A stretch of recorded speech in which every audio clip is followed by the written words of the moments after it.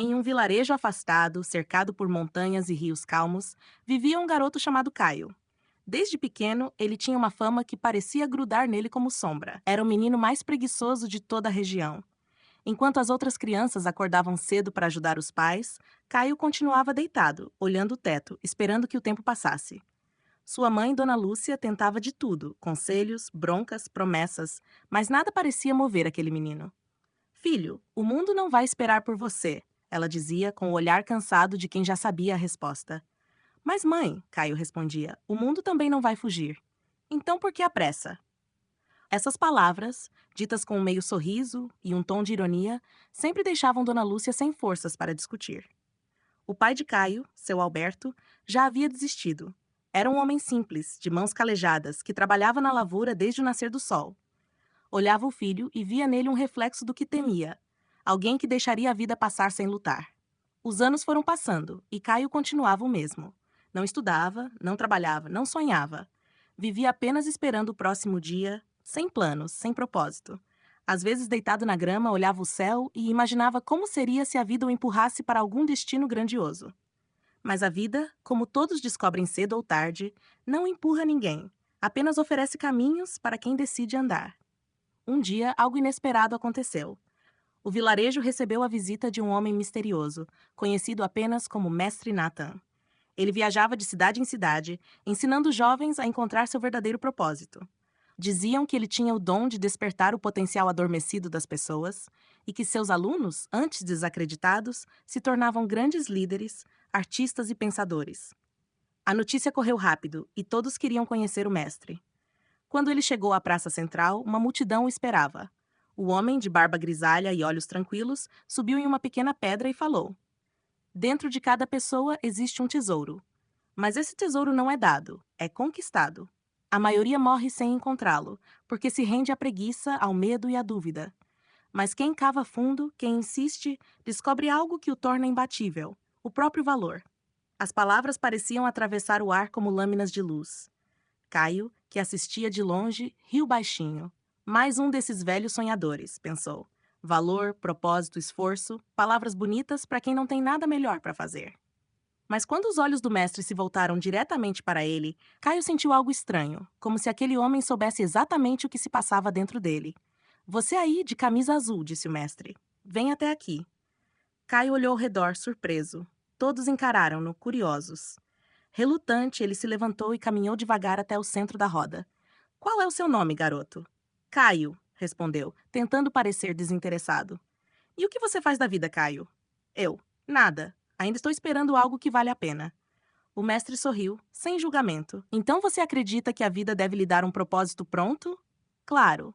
Se existe um destino, ele vai me encontrar. Interessante, disse o mestre. Mas me diga, se você quer colher uma árvore, você espera que a semente venha até você ou planta você mesmo? Caio ficou em silêncio. O público riu. Eu acho que planto, respondeu. Então por que espera que a vida plante o seu destino? Essas palavras simples, mas diretas, ecoaram na mente de Caio por dias. Pela primeira vez, ele se sentiu incomodado. Não por vergonha, mas por perceber que talvez o mestre tivesse razão. Naquela noite, ele mal dormiu. As frases voltavam e voltavam como um martelo batendo no mesmo ponto. O tesouro está dentro de você. No dia seguinte, ele foi até o mestre, que ainda estava hospedado em uma casa simples na vila. Eu quero aprender, disse Caio, sem muita convicção, mas com um brilho diferente nos olhos. Aprender o quê? Perguntou o mestre. A ser menos preguiçoso. O velho riu. Não se trata apenas de deixar de ser preguiçoso, Caio. Trata-se de descobrir o que o faz acordar todos os dias com vontade. A preguiça é apenas o sintoma de quem não encontrou sentido. E assim começou uma jornada que mudaria a vida de Caio para sempre. Nos primeiros dias, o treinamento parecia absurdo. O mestre o fazia acordar antes do amanhecer, caminhar até o topo da colina mais alta e observar o nascer do sol. Caio reclamava de tudo: do frio, da caminhada, da falta de sono. Mas o mestre apenas dizia: quem não domina o corpo, jamais dominará a mente. Depois vieram as tarefas físicas: carregar baldes de água, cortar lenha, limpar o pátio. A cada queixa, o mestre apenas respondia: Você quer vencer o mundo, mas ainda perde para o próprio cansaço. Caio tentava desistir várias vezes, mas algo dentro dele começava a mudar. Ele percebia, aos poucos, que a sensação de dever cumprido era mais prazerosa que o descanso inútil. Sentia-se vivo, forte, capaz. Certo dia, o mestre o levou até uma pedreira. Hoje você vai mover uma pedra sozinho, disse. Caio olhou para o enorme bloco de granito e riu. Isso é impossível. O impossível é apenas o limite da sua vontade, respondeu o mestre. Durante horas, Caio tentou empurrar, levantar, rolar a pedra. Caiu, suou, feriu as mãos. Ao pôr do sol exausto, sentou-se e disse: Eu não consigo. É demais para mim.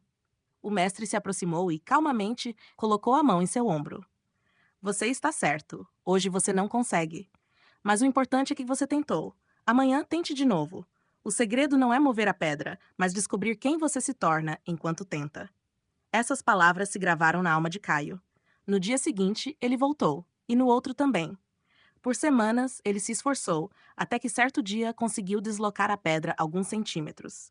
Ninguém o viu, ninguém aplaudiu, mas ele sorriu como se tivesse vencido o mundo. A partir daquele momento, algo mudou definitivamente.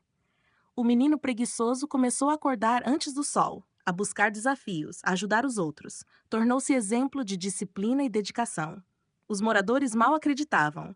O mesmo garoto que dormia até tarde agora era o primeiro a oferecer ajuda. O mestre observava de longe, satisfeito. Sabia que o maior obstáculo de Caio nunca fora o corpo, mas a mente, aquela voz que dizia: Você não precisa tentar.